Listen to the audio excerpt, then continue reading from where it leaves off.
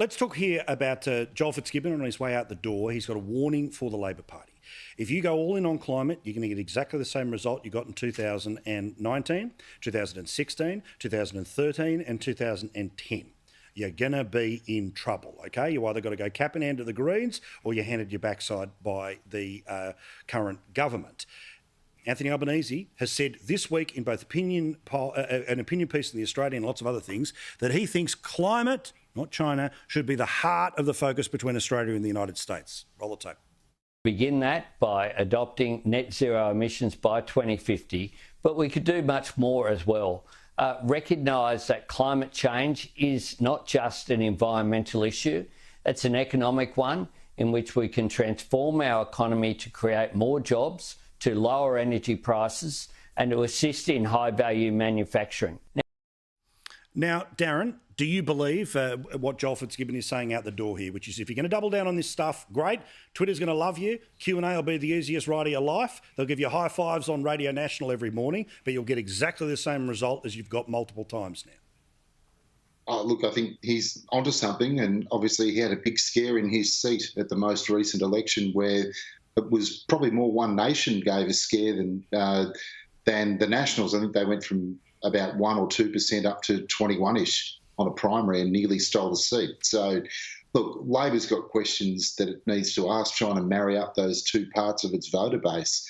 There's an old sort of theory that federal elections, that the two most important sectors are national security and the economy. They're strong suits of the coalition. The next tier down is health and education. If it becomes about one of those two, Labor is in a much better position, and 2016 is a good answer, a good way of illustrating that with the Medicare campaign. And climate is probably tier 3. So if Labor decides to go to the election on climate, that probably will hamper its chances of finding those extra 7 or 8 seats that it needs.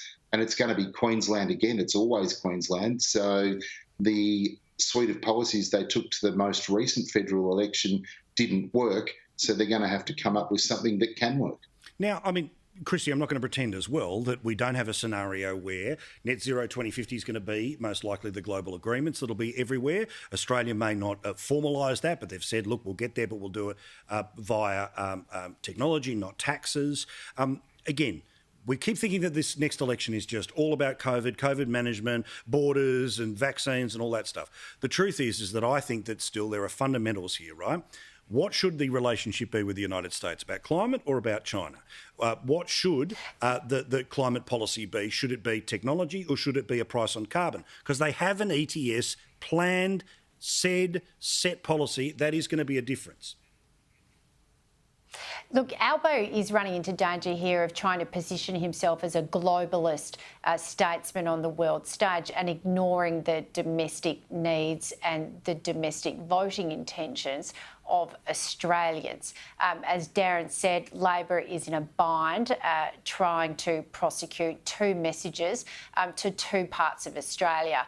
And Labor likes to talk about the coalition losing voters because they feel that the coalition isn't doing enough. That is untrue. The coalition is meeting its targets. However, they like to point to seats like Higgins and Wentworth and so forth.